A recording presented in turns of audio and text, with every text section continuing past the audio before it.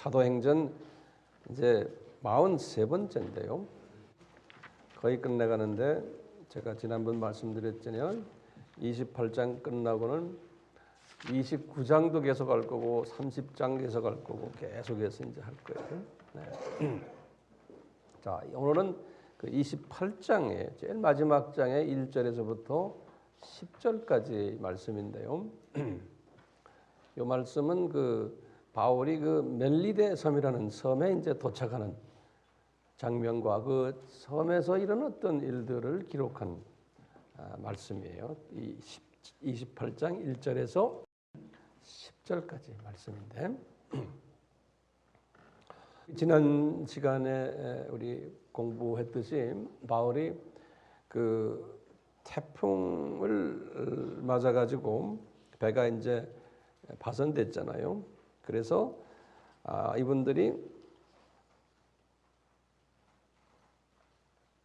배가 거의 파손되고 사람들이 실신하고 그 전에 이제 이분들이 바울과 같이 소위 그 성만찬을 했다는 거 기억나세요? 네, 성만찬 이제 떡을 나누면서 이제 끝내고 이제 이렇게 그 다음에 이제 보니까 배가 거의 파손되고 배가 어느 그 어디 그에 이렇게 묻혀가지고 보니까 바다 깊이가 약 한 20-30m 정도 되는 데까지 온 거예요. 아침에 일어나 보니까 이분들이 그래서 저쪽에 보니까 조그마한 섬이 하나 보이는 거예요. 그래서 이분들이 어떡할까 하는데 이제 군인들이 뭐라고 그러냐면 이 죄수들을 다 죽여버립시다 그러는 거예요. 27장에서 나오는 이야기예요. 42절에 저 사람들이 바다가 저 섬이 보이니까 이 죄수들이 분명 헤엄쳐가지고 도망갈 걸로 생각한 거예요. 그래서 도망가기 전에 다 죽여버리자. 그래서 이 군인들이 자기네 사령관인 백부장에게 보고를 하는 거예요. 백부장님, 이 사람들 다 죽여버립시다. 그러니까 이제 백부장이 뭐라고 그러냐면 죽이면 안 돼. 왜 죽이면 안 된다 그랬을까요? 여기에 보면 주님의 그 뜻이 속해 숨겨져 있어요. 첫째는 바울도 죄수예요. 그렇죠? 그 바울도 거기에 같이 죽을 수도 있지만 바울은 도망가질 않았겠지만 바울도 죄수니까 죽이면 안 된다는 게 나오고요. 두 번째는 뭐냐면 하나님은 그 죄수들을 복음화시키는 일을 지금 해야 되거든요. 그 죄수들이 복음화가 되거든요. 왜냐하면 그 배에 276명이 탔지 않습니까? 그 276명을 하나님이 특별히 고르셔가지고 그 배에 태운 사람들이거든요. 그래서 이 사람들은 배 안에서 이제 바울에게 개종을 받고 또 나중에 이제 멜리데 섬까지 가가지고 이제 성경 공부를 또 열심히 할 사람들. 그래서 이분들이 이렇게 준비가 되면 이제 로마에 도착해서 로마 제국을 복음화하는 하나님이 특별히 준비된 사람들로 저는 보고 있어요. 그렇기 때문에 이 죄수들까지도 죽이면 안 되는 거예요. 하나님의 숨겨놓은 계획이 그 속에 숨겨져 있었어요. 그러니까 주님께서는 백부장에게 이런 마음을 주는 거예요. 이 사람들 죽이지 말고 그 대신에 헤엄칠 줄 아는 사람들은 물에 뛰어내려서 육지로 가도록 우리가 허락해주고 나머지 헤엄칠 줄 모르는 사람들은 널조각이나 또 배에 있는 물건들을 바다에 던져가지고 그걸 타고서 육지로 가게 하자는 거예요. 그래서 이제 죄수들만이 아니고 거기에 있는 270명이 다 이런 식으로 육지에 도착한 거예요. 육지에 딱 도착해서 보니까 그 육지가 그 조그마한 섬인데 그 섬 이름이 멜리데 섬이었던 거예요. 멜리데 섬. 그 이제 오늘날은 우리 성경에는 멜리데라고 해서 말타 그래요. M-A-L-T-E. 말타 그래. T-A. 말타 섬인데요. 지금도 이 말타 섬이 관광객들이 많이 모이는 섬이에요. 왜냐하면 바울의 이 사건이 역사적으로 유명한 이야기이기 때문에 그 섬에 그 구경 가는 사람들이 있어요. 지금도 여행사에서 이 말타 섬을 그렇게 이제 사용하고 있어요. 자, 이제 이 섬에 도착해서 딱 보니까 그 섬의 그 토속인들이에요. 다시 말하면 원주민들이죠. 토인들이라고 그래서 한국말로는 토인들이 이들을 특별 후대했다 이렇게 기록이 되어 있어요. 자, 이분들이 딱 그 섬에 도착하다 보니까 날씨가 그냥 추운 날씨 아니에요.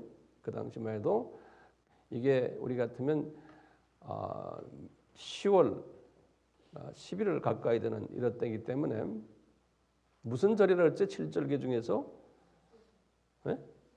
속죄절, 네, 속죄절 지난 그때예요. 그래서 비가 많이 내렸어요. 이분들이 도착할 때 그 섬에 안 그래도 지금 온 몸이 다 젖어 있는데 비까지 내리고 우중충한 날씨인 거예요. 그러니까 전부 다가 물에 흠뻑 젖어가지고요. 276명이 바울도 마찬가지죠. 덜덜덜덜 다 떨은 게 뭐다. 우리 그 추울 때 이 입술이 달달달달 떨고 막 있잖아요. 의지할 게 없는 거예요. 그리고 이제 그런 걸 영상을 하세요. 주님이 이렇게 다 들여다보고 계시잖아요. 이놈들 잘한다 지금. 예? 달달달달달 주님의 계획 속에서 지금 하는 거예요. 떨고 있는데 토인들의 마음을 감화해 가지고 그 토인들이 불을 펴준 거예요. 모닥불을 펴줘서 이제 몸을 데우는 거예요. 옷도 이제 거기다 이제 막 데우고 있고 다다다다 떨면 200몇 명이니까 굉장한 그 모습이에요. 영화의 무슨 장면들이죠. 이렇게 하고 있는데 바울이 딱 뭐라고 그러냐면 저쪽에 가더니 나무 장작 한 뭉치를 들고 와가지고 그 모닥불에다가 이렇게 던지는 거예요. 불을 좀 더 태우려고 바울이 딱 던져서 이제 모닥불이 이제 툭툭툭 타는데 갑자기 그 모닥불에서 독사뱀이 나타난 거예요. 그 안에 숨겨져 있다가 독사뱀이 얼마나 놀랐겠어요. 불 속에 들어 있었으니까 이놈이 튀어나오면서 바울의 손을 딱 문 거예요. 그래서 바울의 손에 독사뱀이 물렸는데 이놈의 독사가 바울의 뱀에서 떨어지지 않고 달랑달랑달랑 이렇게 매달려 있는 거예요. 사자로 보면 그랬어요. 그러니까 바울이 지금 독사뱀에 물려가지고 이렇게 매달려 있는 거예요. 네. 그러니까요, 거기에 그 민족 하나의 그 전통이요. 이 뱀은 한번 물리면 그 사람은 가는데 어떤 때 이 뱀이 나타나냐면 살인자거나 또는 죄를 많이 지은 사람에게 나타나가지고 탁 문다는 거예요. 그래가지고 그 자리에서 즉살한다. 그 사람이 이게 그 섬에서 믿고 있는 하나의 그 토속 믿음이에요. 그러니까 이 사람들이 바울을 딱 보더니 특히 이 마을의 그 높은 사람 저놈의 자식 저놈 나쁜 놈이구나. 살인자고 저놈이 큰 죄를 지은 놈이구나. 이렇게 바울을 생각하고는 바울을 그렇게 무시하는 눈으로 딱 보고 있는 거예요. 그런데 바울이 그 순간에 이 독사를 탁탁 털어버리는 거예요. 그러니까 이 독사가 뚝 떨어졌어. 뚝 떨어져서 아마 불 속에 빠져서 죽었을 거예요. 독사가요. 그리고는 바울이 죽어야 되는데 죽지 않고는 상처도 없는 거예요. 바울의 손에. 이 사람들의 생각은 성경에 보면 그래서 6절에 엎드려서 당장 죽을 줄로 생각했는데 바울이 죽지 않고는 아무 이상이 없는 거예요. 그러니까 이 사람들이 놀라가지고요. 저 사람이 진짜 신이구나 그러는 거예요. 영어로는 God이라고 그랬어요. 저 사람 나쁜 사람이 아니고 신이구나 이렇게까지 이제 믿게 된 거예요. 자, 이건 특별한 그 기적이죠. 그렇죠? 네. 나는 이 말씀을 딱 보면서 예수님이 마가복음에 하신 말씀이 딱 생각나더라고요. 마가복음 16장 17절에서 18절에 이런 말씀 있죠? 믿는 자들에게는 이런 표적이 따르리니 곧 저희가 내 이름으로 귀신을 쫓아내며 새 방언을 말하며 그 다음에 이제 18절에 그랬어요. 뱀을 집으며 그랬거든요. 뱀을 집으며 무슨 독을 마실지라도 해를 받지 아니하며 병든 사람에게 선한 전적 나으리라. 이 말씀을 문자적으로 그대로 믿는 사람은요, 진짜 뱀을 가서 만지고 이 기독교 역사에 보면 이 말씀을 그대로 믿는 사람들, 이 독약을 막 먹은 사람들도 있어요. 그래서 다 죽은 사람들이 있어요. 믿음 가지고요. 믿음 가지고 했는데 문자적으로는 그랬는데 바울은 진짜 문자적으로 뱀을 집었는데 뱀에 물려서 죽지라는 거예요. 그러니까 보면 성서에는요, 문자적으로도 이게 그대로 해석이 될 수 있는 거예요. 근데 이거는 특수한 사람에게만 문자적인 해석이고 대부분 사람들은 이건 영적인 해석으로 보는 거예요. 그러니까 문자적인 해석 플러스 영해가 이게 진짜 온전한 해석이에요. 그런데 문자적으로까지 가지를 못해요. 웬만한 사람은. 바울은 갔는데 우리가 영해를 본다면 어떻게 해석이 돼요? 뱀을 집으며 하면 뱀은 뭐예요? 사탄이죠. 예? 그러니까 사탄의 세력을 마음대로 컨트롤하며 이렇게 이제 우리가 믿는 사람은 이런 표적이 일어나니 귀신 쫓아내고 방언 말하고 이거 다 영적인 의미 아닙니까? 또 귀신도 실제로도 쫓아내니까요. 이제 믿는 사람들은요. 근데 이 뱀을 집으며 하는 것은 사탄의 세력을 휘잡으며 이런 소리죠. 근데 무슨 독을 마실지라도 이것은 영적으로는 그런 거예요. 사탄의 가르침들이에요. 독소들이에요. 예? 어떤 사탄의 가르침들, 어떤 종교의 가르침들, 어떤 비성서적인 가르침들도 이 믿는 사람들에게는 그 사람들에게 이게 해가 되지 않는다는 거예요. 주님이 보호해주고 프로텍션 해준다고 이렇게 보면 되는 거예요. 그래서 이거 문자적인 해석과 영적인 해석과 이 바울의 경우에는 이게 두 해석이 다 그대로 다 적용이 됐던 걸 우리가 볼 수가 있어요. 자, 이런 사건이 있은 후에 이제 바울이 본의 아니게 이제 가시대 신이 된 거예요. 예? 그러니까 바울이 이제 그 벨리데 섬에 얼마나 계셨냐면 그 그룹들이 약 3개월 있었다고 그랬어요. 그 11절에 보면요. 그러니까 적은 기간이 아니에요. 이제 우리 이 전체 계산해 보면요. 가이사라에서 배를 타고 로마까지 가는데 약 한 6개월 걸렸다고 보는 거예요. 일반적으로요. 신학자들도 그렇게 다 보고 있는데 6개월 중에 3개월을 어디에 있었다고요? 멜리데 섬에 있었던 거예요. 3개월을. 멜리데 섬은 우리 지도를 내가 안 그렸지만 이태리의 남쪽에 우리 같으면 제주도 같이 이렇게 이태리 반도의 밑에 제주도처럼 있는 그런 조그마한 섬이에요. 그리스 밑에 제주도처럼 있는 게 무슨 섬인지 아세요? 그레데 섬이에요. 그리스 밑에 우리 제주도 같은 섬이 그레데 섬이고 요 멜리데 섬은 이태리의 밑에 제주도 같이 있는 게 여기 무슨 섬이요? 여기 멜리데 섬. 이렇게 기억을 해두세요. 네. 이렇게 이제 바울이 이제는 신처럼 대접을 받고 있는데 갑자기 무슨 일이 있었냐면 그 섬에 제일 높은 추장이요. 네. 그 이름이 딱 나와요. 7절에 보면 보블리오라는 추장 이름이 나와요. 7절에 이 사람이 굉장히 사람이 바울과 이제 276명에게 아주 친절히 대해주면서 자기 부동산 땅 일부를 이렇게 내놓으면서 거기다가 아마 움막을 이렇게 지어줬던 모양. 그래가지고 270명이니까 숫자가 많잖아요. 잠자리를 제공하고 뭐 음식도 제공하고 이제 그러고 있었던 거예요. 그러면서 바울은 뭐 했겠어요? 그분들 앉혀놓고 할 일 없이 가만히 앉아 있었겠어요? 바울 성격에? 아니죠. 이분들은 이미 광풍을 만나가지고 이제 복음을 접한 사람들이에요. 276명이.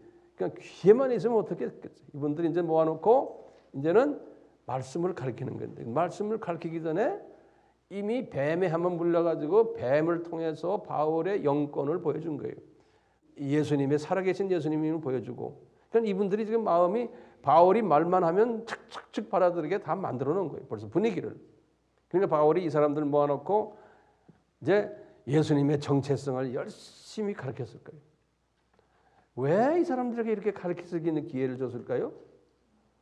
성령님은 이거 276명을 로마 제국 복음화에 쓰시려고 이 276명을 그래서 하나님이 특별 훈련 기간을 마련한 거예요.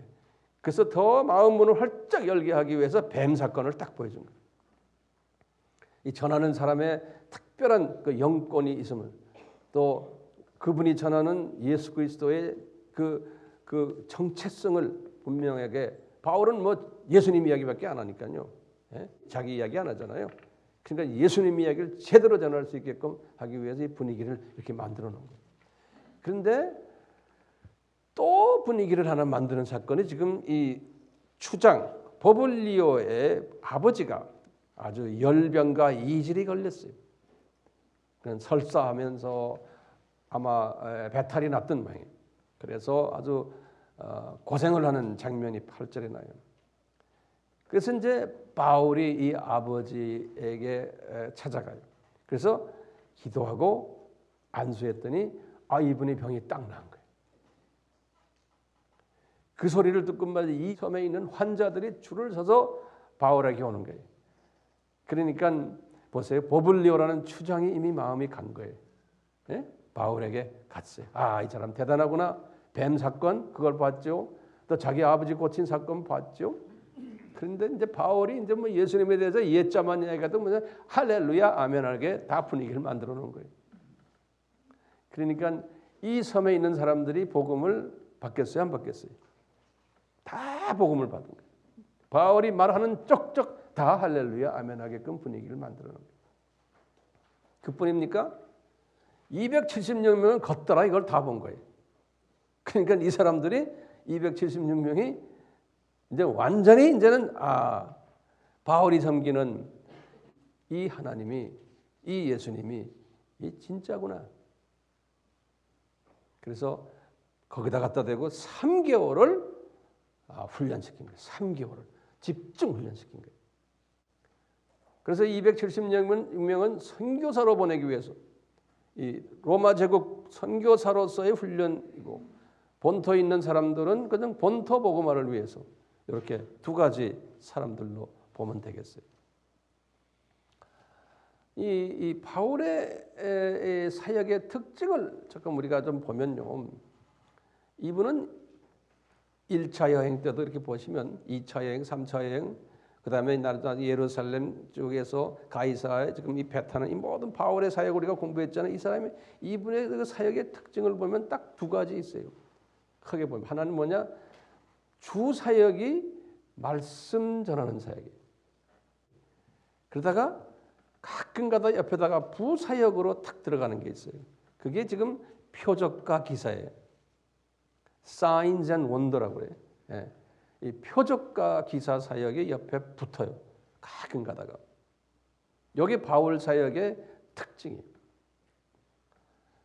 지금 쭉 나가다가 이번에 지금 광풍 난난 것하고, 그 다음에 여기 지금 멜리데 사건하고, 이거는 뭐예요? 표적과 기사예요. 우리 잠깐 한번 리뷰해 보면 1차 여행 때, 지금 보세요. 이제 여러분들 나와 같이 생각해 봐요. 1차 여행 때 바울이 표적과 기사가 있었어요?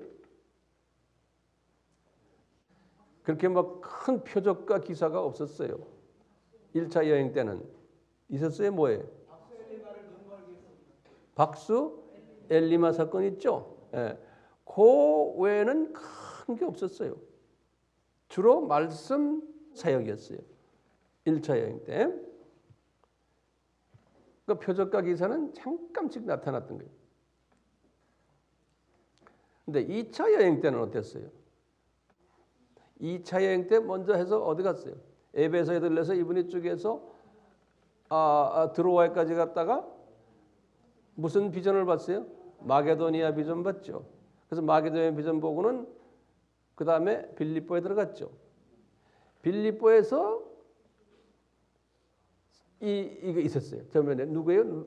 귀신 들린 여자 쫓아냈죠. 귀신 쫓아냈죠. 이 표적과 기사가 일어났어요. 그리고는 감옥에 들어가서 주님께서 지진을 일으켜갖고 또 표적과 기사를 다, 그건 바울이 한 게 아니에요. 다 주님이 하신 거예요. 2차 선교 여행 때는 이 정도로 해서 표적과 기사가 이제 일어난 거예요. 그래서 이제 거기서 그분은 어디 갔어요? 빌립보에서 내려와서 데살로니가 내려오고 데살로니가에서 베레아로 내려오고 쭉 해서 아덴 갔다가 고린도 갔다가 그래서 다시 해서 이렇게 다시 돌아와서 끝냈잖아요. 네. 3차 여행 때는 어떻게 했어요? 3차 여행 때는 에베소에 들려가지고 두라노 서원에 있었죠. 두라노 서원에서 2년 동안 공부 다 끝나고 말씀 사역만 한 거예요. 그러다가 표적과 기사가 한번 나타났어요. 뭐예요? 어디서 떨어진 사건 나죠? 창문에서 떨어진 거. 그 사람 이름이 뭐예요? 유드고. 요 사건이 딱 일어나면서 주님이 말씀을 한 다음에 꼭 뒤에 이 표적과 기사를 한번 쫙 다시 한번 보여주면서 말씀에 더 어떻게 돼? 더 확신을 가지도록 하는. 그러니까 부사역으로 딱 보여주는 거예요. 말씀에 확신을 주기 위해서요. 자, 그 다음에 이제 3차 여행 끝나고는 어디로 들어갔어요? 예루살렘 들어갔죠. 예루살렘 들어가지고는 예루살렘에 있는 유대인 지도자들, 12제자들도 만나고 유대인 지도자들 만나고 공회에서도 설교도 하면서 핍박을 계속 받았잖아요. 그럴 때 이 표적과 기사가 있었어요? 없었어요. 예루살렘에서는 말씀 주러 갔죠. 말씀 주러. 네. 그리고는 이분이 어딜 갔어요? 가이사로 데려갔잖아요. 이분 가이사에 가서 몇 년 있었어요? 2년 있었어요. 2년 있으면서도 거기에서 주로 말씀이 갔었지 이런 표적과 기사가 따르질 않았어요. 가이사라에서도요. 자, 그러다가 이제 배를 타고 이제 270명의 배를 타고는 배를 타고 가다가 지금 이 표적과 기사가 일어났던 거예요. 말씀은 그 사람들에게는 전해야 뭐가 들어가지 않으니까요. 먼저 표적과 기사로 먼저 때려준 거예요. 그래서 광풍 사건을 주고 그 다음에 지금 멜리데에서 뱀 사건과 그 다음에 보블리오 아버지 고치는 사건 이걸 딱 주면서 그 다음에 이제 이 사람들이 마음이 쫙 열리면서 거기다 대고 이제 말씀을 집어넣은 거예요. 이런 그 스케줄들이 쫙 보여요. 그렇죠? 예수님도 보시면 똑같아요. 예수님도 3년 공생애 동안에 주 사역이 뭐였어요? 말씀 사역이었어요. 예수님도. 그리고는 때를 따라서 그 말씀을 더 보강시켜주기 위해서 예수님이 하신 말씀을 보강시키고 그분의 정체성을 가르쳐주기 위해서 부사역이 표적과 기사 사역을 했어요. 예수님이. 네. 그렇기 때문에 우리는요. 이 표적과 기사 사역이 주 사역이 되면 되겠어요? 안 돼요. 표적과 기사 사역이 비성서적이에요. 그렇다고 표적과 기사 사역을 무시하면 안 돼요. 예. 만약에요. 표적과 기사 사역이 말씀 없이 이런 것이 일어나면 어떻게 돼요? 말씀 없이 이런 사역이 일어날 수 있어요. 그러면 나중에 보면 변질되면서 그 표적과 기사가 딴 놈이 도와줘서 하는 걸로 돼버린다고요. 그래서 예수님께서도 예언하셨어요. 마태복음 7장 우리 21절에 보면 많은 거짓 선지자들이 자기 이름으로 예수님의 이름으로 기사를 일으키고 병도 고치고 귀신도 쫓아내고 이런 일을 한다는 거예요. 예? 근데 예수님이 나는 네가 누군지 모르겠다고 그랬잖아요. 다시 말하면 악령들도 이런 걸 하는 거예요. 그렇기 때문에 말씀을 하지 않으면서 말씀은 잠깐 그냥 액세서리로 하면서 이런 거를 막 하는 일을 하면은 언젠가는 꼭 변질이 된다는 거예요. 꼭 변질되고 마귀가 그것을 이용한다는 거예요. 그렇기 때문에 근데 사람들은 말씀보다도 이 표적과 기사를 더 좋아하거든요. 사람들은요. 그거를 탁 잡아가지고 이렇게 사탄이 역살한다는 거예요. 그래서 예컨대 이제 뭐 세계 어디나 다 있어요.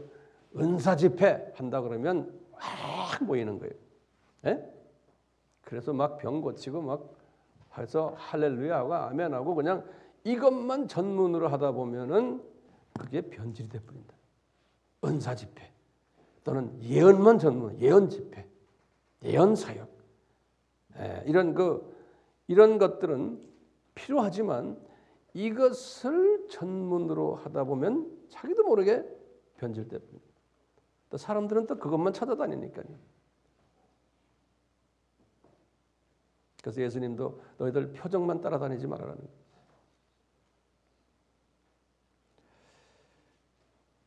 자, 말씀 사역을 제대로 하면은 이 자연히 표적과 기사가 일어나요, 안 일어나요? 일어나게 돼 있는 거예요. 예, 그건 내가 원해서도 아니에요. 그건 그대로 자연히 따라오게 돼 있는 거예요. 우리가 이제 말씀에 충만해지면은 첫째 우리가 귀신 쫓아내며 하는 거예요. 귀신 쫓아낸다는 말은 우리 그냥 가서 뭐 안수해서 뭐 귀신 쫓아내는 이런 귀신은 이건 별거 아니에요. 진짜 무서운 귀신이 뭔지 아세요? 귀신이 우리 속에 있는 우리 기독교인들도 귀신 잔뜩 들어 있어요. 뭐냐? 이 예수님에 대한 정체성에 희미하게 되어 있는 사람들, 다 귀신에 잡혀서 그래요. 말씀에 희미한 거예요. 혼돈하고 있고, 말씀도 혼돈해 있고, 희미해 있고, 정돈이 안 돼 있고, 그냥 예수님이 누구란 건 알지만 하나님의 말씀이 정돈이 안 된 건 다 뭐예요? 이건 귀신이 잡혀서 그런 거예요. 악령이 그렇게 만들어 놓은 거예요. 그러니까 귀신을 쫓아낸다는 건 뭐예요? 말씀 가지고 말씀이 정돈돼서 딱 내 눈이 뜨이지는 거예요. 이 말은 뭡니까? 귀신이 쫓겨 나갔다는 소리예요. 그러니까 말씀 사역이 귀신 쫓아내는 사역과 연계되어 있는 거예요. 그러니까 예수님도 바울도 여기에 집중한 거예요. 그러면 웬만한 귀신들은 쫓겨나는 거예요. 말씀을 깨달으면요, 이놈들이 쫓겨나가면서 나의 삶의 우선순위가 변하게 되는 거예요. 이 귀신이 쫓겨나가면요, 이 삶의 변화가 온다는 건 딴 게 아니에요. 삶의 가치 기준이 변해버리는 거예요. 우선순위가 변해버리는 거예요. 내가 좋아하던 것이 이제는 말씀과 비교해서 주님을 섬기는 것이 더 좋아지고 이 세상 것을 내가 놓게 되는 거예요. 이건 그냥 따라오는 거예요. 따라오는 거예요. 누가 하라고 해서 되는 게 아니에요. 이런 경험 하세요? 아멘? 예. 이 귀신이 쫓겨나서 그러는 거예요. 예. 귀신 쫓겨나는. 그러니까 이런 사람들은 귀신이 들어있는 혼돈된 사람들에게 한마디만 말씀을 전하면 그분이 탁탁 깨닫군요. 깨닫는 게 뭐예요? 귀신이 그 사람 속에 있는 귀신이 쫓겨나는 거예요. 그냥 능력을 우리가 받은 건 능력. 이게 표적과 기사예요. 예. 자, 제가 이제 몇 가지 이제 질문을 좀 드리고 싶어요.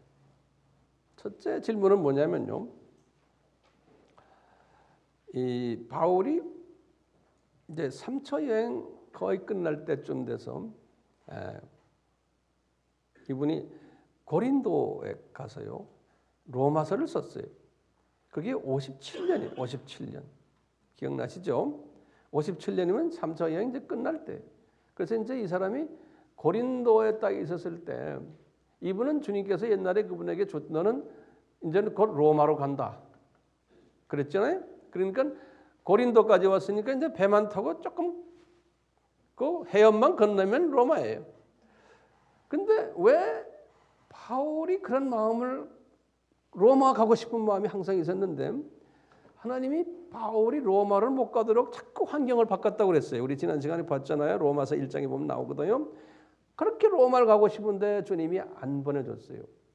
그래서 이제 이분이 그 자리에서 왜 로마를 안 가고 이분 마음도 이제 그런 거예요. 안 가고 왜 이렇게 해서 예루살렘까지 가게 됐냐. 그 먼 길을 다시. 그것도 비행기 타고 가는 것도 아니고 그 험난한 육로와 해로를 따라서. 예루살렘 가서 어려움 당할 것까지도 어느 정도 깨달은 거예요. 이 사람이 알았어요. 그런데도 왜 거길 갔나?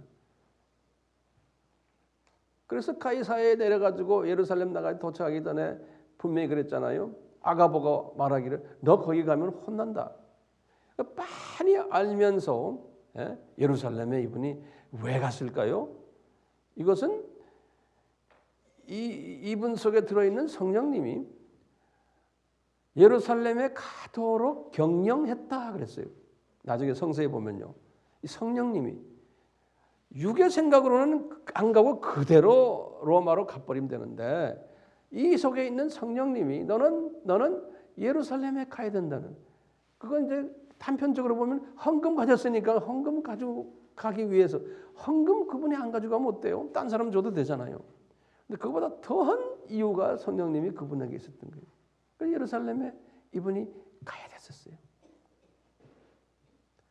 가가지고 살인 위협도 받고 여러 번 어려움을 당하면서 이분이 죄인 취급받아가지고 예루살렘에서 로마 군인들의 호의를 받으면서 가이사야까지 가게 된 거예요.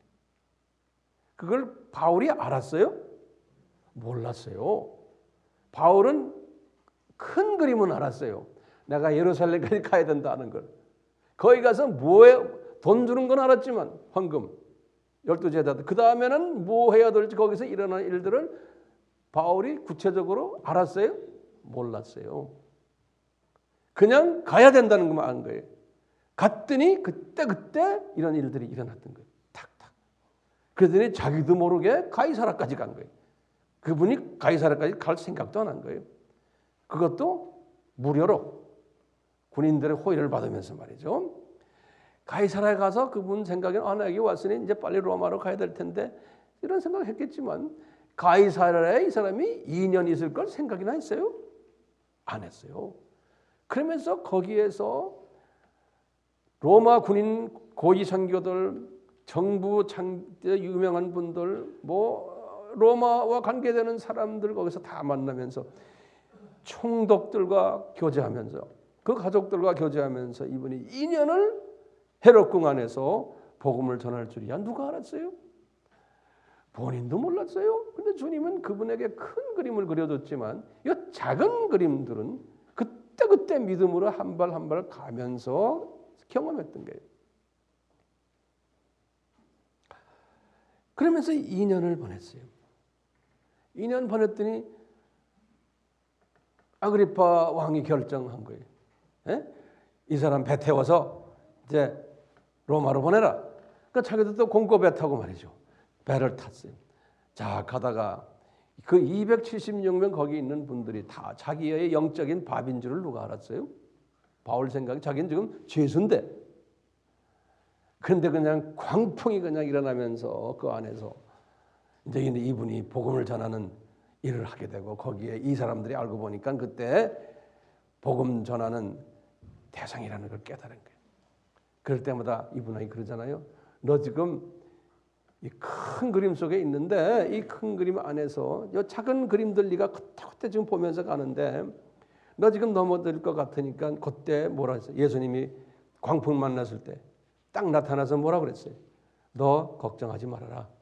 너와 이 사람들 다 안전하게 될 것이다. 너는 로마로 꼭 가야 된다. 걱정하지 마. 딱 그때마다 어려울 때마다 와서 예수님이 나타나서 이제 위로를 주는 거예요. 그리고 소망을 주고 네가 가는 것이 이게 헛된 길이 아니라는 것을 그때 보여주죠. 그러다가 예수님이 또 싹 없어졌어요. 또 그냥 어려움이 오는 거예요. 그러다 그냥 이분들이 나중엔 어쩔 줄 몰라. 바울도 어쩔 줄 모르는 거죠. 그러면서 어쩔 줄 모르다가 지금 멜리데 섬까지 온 거예요. 바울도 그 앞을 모르는 거예요. 그러다가 그냥 바울이 말이죠. 그냥 자기도 생각 안 하는데 갑자기 내가 장작불 좀 옮기다 그냥 손에 뱀한테 물려가지고 이 사람도 또 엄청난 고생을 하는 거예요. 이게 또 뭐야? 그 말이죠. 그 뒤에 숨어 있는 주님의 뜻을 바울도 모르는 거예요. 그러다 보니까 이 사건 때문에 바울이 신이라는 이 소리도 듣게 되고 자기도 모르게 지금 유명인사가 되어버린 거예요. 그 안에서. 자기도 모르게 이 사람들 내가 복음화 시켜야겠구나. 276명 지금 빨리 갔으면 좋겠는데 멜리데에서 로마로 말이죠. 며칠 있었어요? 3개월이나 있게 하면서 바울이 거기에서 주님의 뜻을 전한 거예요. 자, 주님께서는 이런 과정 속에서요, 우리에게도 똑같이 그러세요. 우리에게 바울에게 주셨던 큰 그림처럼 최소한 저에게 그래요. 바울에게 큰 그림을 줬어요. 큰 그림이 뭐예요? 다시 한번 확인합시다. 이분이 로마까지 가는 거예요. 그래서 이제 로마에서 어떻게 할지 모르지만 이분에게 소원을 주는 게 로마 제국 복음화예요. 그래서 나중에 우리 로마서 15장 28절에 보면 스페인까지 내가 가야 된다는 그 큰 그림을 받은 거예요. 주 57년에. 그러니까 바울은 이 스페인까지 가야 되는 그 비전을, 큰 그림을 받았어요. 이 큰 그림을 받았는데 그 다음엔 그때마다 큰 그림을 받았지만 구체적으로 그 속에 들어 있는 작은 그림들은 몰랐어요. 저도 그래요. 황 목사, 너 죽기 전까지 아시아 복음화, 중동 복음화, 아프리카 복음화를 네가 하는 일은 뭐냐? 이 하나님의 종들이 쪼가리로 이렇게 모자익처럼 퍼즐처럼 이렇게 돼 있는 거를 네가 가서 그분들에게 이 퍼즐을 다 맞춰줘라. 퍼즐을 맞춰줘라. 그래서 저는 그 사역을 가지고서 지금 뛰고 있는 게 퍼즐 맞춰주는 거예요. 그래서 퍼즐을 그림을 그려주는 거예요. 이게 이렇다라는 거예요. 근데 퍼즐을 이렇게 쪼가리 해놓은 많은 사역자들이 있는 거예요. 그 사람들은 그분들의 잡이에요. 그게 퍼즐이 없으면은 제가 가서 아무리 할지도 하지 못해요. 퍼즐을 다 쪼글쪼글 해놓은 거를 이제 나중에 다 해놨다 내가 너 가서 이제 그걸 잘 맞춰줘라. 우리 AMI 사역이 그 퍼즐을 맞춰주는 일이에요. 근데 그 퍼즐을 맞추기 위해서 우리가 지금 여기저기 다니고, 근데 퍼즐을 맞추기 위해서 가서 어떤 일들이 일어날 거리 모르는 거예요. 어떤 광풍이 올지도 모르고 어떤 뱀에 물릴지도 모르고 우리는 그렇지만 큰 그림이 있기 때문에 우리는 그냥 가는 거예요. 그 속에 어떤 어려움이 있을지는 모르지만 어려움이 있을 때마다 우리 주님은 그걸 다 해결해 주시는 거예요. 해결해 주세요. 여러분의 개인 삶에서도 마찬가지예요. 해결해 주세요. 하나하나 해결해 주세요. 그 해결하는 장면을 우리가 봤잖아요. 바울을 통해서 봤잖아요. 네. 다시 한번 정리하면요. 이 멜리데 사건은 왜 바울에게 주셨어요? 오늘 멜리데 사건은 이건 바울이 생각한 것도 아니에요. 자기가 계획한 것도 아니잖아요. 예? 우연히도 아니에요. 이건 하나님의 계획 속에서 움직인 거예요. 멜리데 사건은 광풍 만나게 한 사람들을 성만찬 시켜놓고 더 훈련이 필요하니까 멜리데에 내리게 해가지고 그 다음에 뱀에 물리는 사건으로 딱 보여주는 거예요. 그래서 바울이 저 사람 대단한 사람이구나, 하나님이구나 여기까지 보여주고 그 다음에 그 추장의 아버지까지 아프게 해가지고 그러니까 아프게 한 다 주님의 계획 아닙니까? 그 아픈 것도요. 거꾸로 생각하면요. 그래가지고 이 사람들을 3개월 동안 말씀 공부시키려고 그래가지고 공부해서 어떻게 되는 거예요? 로마 복음화의 일꾼들을 만들기 위해서 하나님께서 이렇게 계획하신 거예요. 예? 바울이 해놓고 나중에 보면 그게 생각나는 거예요. 이래서 이렇게 하셨구나. 우리도 마찬가지. 뭣도 모르고 그냥 우리 그냥 한 발 한 발 갔는데 그러고 나중에 보니까 주님이 이렇게 하셨구나. 그러니까 내 자랑하지 못하게 내가 계획해서 내가 했으면 나중에 가서 봐라 기도하니까 되잖아. 이거 우리가 했잖아. 이러면 교만해지는 겁니다. 그러니까 그냥 한 걸음 한 걸음 순종해 보니까 이렇게 돼. 그러니까 이게 황영현 목사가 한 게 아니구나. 이건 예수님이 하셨구나.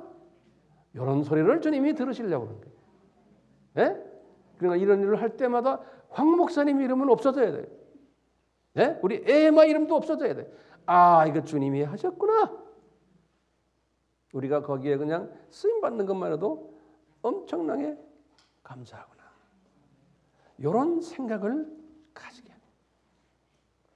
그런데요, 제가 하고 싶은 말이 지금부터 몇 마디 말하면 끝나는데 뭐냐? 바울은요, 요 큰 그림이에요. 로마 제국 복음화요. 요 큰 그림만 보고 한 게 아니에요. 우리는 그냥 선교하자, 세계 복음화하자. 여기 또 황 목사도 마찬가지. 세계 복음화합시다. 이거 합니다. 이 그림만 보게 한 게 아니에요. 바울은요, 이 그림보다 더 큰 그림이 있었어요. 요거 있으면 있으면 안 돼. 나나 여러분들도 이 큰 그림을 가져야 돼. 바울의 그 큰 그림이 뭔지 아세요? 이 사람은요, 큰 그런 그림이 저희 바울의 믿음이에요. 제가 성경 구절 하나씩 드릴게요. 이분이 이것을 언제 깨닫냐면 주 60년 저희 이 로마 감옥에 있으면서 이분이 이 큰 그림을 보기 시작한 거예요. 금방 개종하자부터가 아니에요. 쭉 가다가 뭘 봤냐? 우리 빌립보서 1장 23절 24절에 보면요, 빌립보 교인들이 그러는 거예요.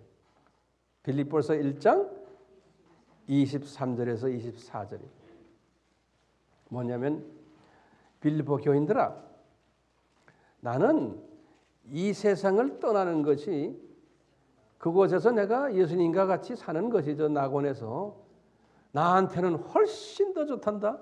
저분은 저 큰 그림을 본 거예요. 오케이? 그런데 너희들을 위해서 내가 육신으로 지금 있는 건 너희들 유익을 위해서. 그러니까 이분의 큰 그림은 뭐예요? 나는 이 세상에서 내가 로마 복음화를 이걸 해서 이렇게 해서 나 이걸 해서 사람들에게 인정받기 위해서 하는 게 아니라는 거예요. 그러면서 이분은 빌립보서 3장 20절에 그랬어요. 나는 이 세상 시민이 아니고 나는 저 세상 시민이라는 거예요. 이게 엄청난 큰 그림을 이 사람이 본 거예요. 에베소서 2장 19절에도 똑같이 그랬어요. 에베소서 2장 19절, 빌립보서 3장 20절에.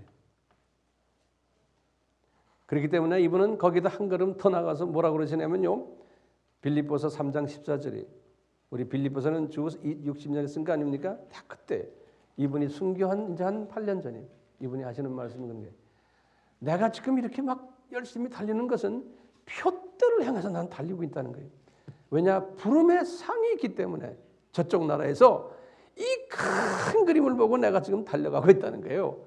로마 복음화, 이것은 하나의 내 큰 그림 속에, 큰 그림 속에 있는 하나의 과정이다.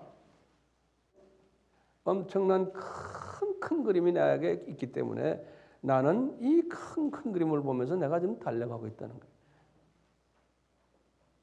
그러면서 이분이 나중에 67년에 이제 순교 바로 직전에 디모데후서 마지막 편지를 쓰실 때 하신 말씀이 있어요. 우리 유명한 글이죠. 4장, 디모데후서 4장 7절과 8절에 하신 말씀 보면 나는 선한 싸움을 싸우고 그런 거예요. 그 선한 싸움은 뭐예요? 무슨 그림이요? 예? 요건 작은 그림이요. 작은 그림들. 조그만 일도 우리 지금 가면 뭐 이 사람과도 이러고 뭐 영적인 이 선한 사람들은 자꾸만 일하면서 왔던 이 모든 문제들이, 예? 우리 자칫하면 요까지만 보거든요. 요 조그만 일 요것만 보거든요. 아닌 거예요. 선한 싸움을 싸고 나의 달려갈 길을 마치고, 그러니까 선한 싸움하면서 이분이 쭉 지금 달려간 거예요. 예. 왜 그러느냐? 거기 보니까 믿음을 지켰으니 그랬어요. 이분의 믿음은 뭘까요? 첫째 믿음은 뭐냐면 로마 제국 복음화에 관한 믿음이에요. 큰 그림이에요. 그런데 이 큰 그림보다 더 큰 믿음이 있었어요. 이분에게. 이게 큰 그림인 거예요. 예? 그래서 보세요. 우리 히브리서 11장 1절에 보세요. 믿음은 바라는 것들의 실상이라고 그랬죠. 뭘 바라요? 저 나라를 본 거예요. 저 나라에 그 상급 주는 것까지 본 거예요. 그래서 11장에 보면 우리 제일 먼저 보면 11장의 13절에 딱 하신 말씀이 있어요. 우리의 본향은 여기가 아니다. 이 세상은 뭐예요? 우리가 잠깐 지나가는 나그네다라는 것을 본 거예요. 그걸 본 사람이에요.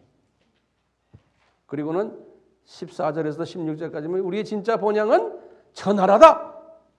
그렇죠? 이걸 이 사람이 본 거예요. 그리고는 6절에 거기에 올라가면 우리의 행위에 맞춰서 상급이 있다. 이것을 본 거예요. 6절에. 이것이 믿음이라는 거예요. 이 믿음이 큰 그림을 보는 것이 제일 우리가 원하는 믿음인 거예요. 우리는 이 세상 사람이 아니다. 이 세상은 우리는 나그네 세상이다. 우리는 저 세상이 우리의 세상이다. 바울의 믿음이거든요. 그러면서 거기에는 상급이 있어서 바울은 이 촛대를 향해 가는데 부름의 상을 위해서 나는 가고 있다는 거예요. 큰 그림을 본 바울이. 이 큰 그림이 있기 때문에요. 어떻게 돼요? 세계복음화 우리 하는 건 이것은 당연히 해야 되는 일이지만 이건 큰 그림이 아니죠. 그냥 큰 그림이에요. 그걸 위해서 한가닥 가보니까 우리가 일본 가보니까 작은 그림들이 거기 많은 거예요. 여러 가지 뭐 걸리는 것 많고 뭐가 많아요. 소련 가도 마찬가지고 이것은 내가 그냥 밟고 지나가는 거예요. 그러면 지나갈 때마다 우리는 일본 큰 그림을 보는 거예요. 그러면서 일본 큰 그림이 잘 안 보일 때는 큰 그림을 보는 거예요. 이러면서 내려갔다 내려 이러면서 우리가 지금 가는 거예요. 바울이 이것을 보았던 거예요. 남의 이야기 아니잖아요. 이게 바울의 신학 사상이었어요. 그렇기 때문에 우리는 작은 그림을 속에서 살고 있지만 항상 이 작은 그림 속에서 고통이 있고 좌절이 있고 희생이 따르고 핍박이 따르고 거기에 또 헌신도 따르고 이렇지만 이 작은 그림만 보지 마시고 이렇게 하면서 우리는 큰 그림을 보는 거예요. 우리가 왜 지금 AMI가 왜 이렇게 해야 되는가? 우리는 주님 오실 때까지 복음을 우리 모자익을 잘 만들어서 이렇게 하기 위해서 우리 하는구나. 하지만 여기에서 끝나면 안 되는 거 아니에요? 우리는 이거보다 더 큰 그림, 더 큰 그림을 우리는 보면서 가다가 때가 되면 어느 병원 영안실에서 우리는 이 세상을 끝나게 돼 있는 거예요. 그러니까 우리가 그 영안실로 내려가기 전에 5층, 6층에서 있어서 산소 마스크 쓰고 있을 때 주님 감사합니다. 저는 이 그림 다 보고 이제는 큰 그림 속으로 들어가는군요. 할렐루야. 이런 사람이 되기를 바라는 거예요. 우리 같이 기도합시다. 예수님, 우리의 생사화복을 주관하시는 분임을 저희들이 알고 있습니다. 또 믿고 있습니다. 그러므로 예수님을 저희들이 의지합니다. 또 존귀히 여깁니다. 예수님 바울을 통해서 주신 이 큰 그림, 우리 이것이 되게 은혜 베풀어 주시고 우리는 그렇다고 해서 큰 그림만 보고 가는 분이 아니지 않습니까? 바울처럼 그 속에서 큰 그림을 또 보게 하시고 큰 그림을 향해서 갈 때마다 작은 그림들이 앞을 가릴 때가 많았지만 거기에서 넘어지지 않고 큰 그림을 보며 그 어려움을 극복할 수 있었고 그보다도 더 큰 그림을 보면서 이 작은 그림들을 짓밟고 갈 수 있었습니다. 우리에게도 이 비전을, 이 믿음을 계속 허락하셔서 우리의 삶을 통해서 크게 영광받아 주시옵소서. 예수님의 이름으로 기도드리옵나이다. 아멘. 지금 이 시간은 예수 그리스도의 무한하신 은혜와 하나님 아버지의 극진하신 사랑하심과 성령님의 깨닫게 하심과 순종케 하심이 우리에게 항상 있기를 축원하옵나이다. 아멘.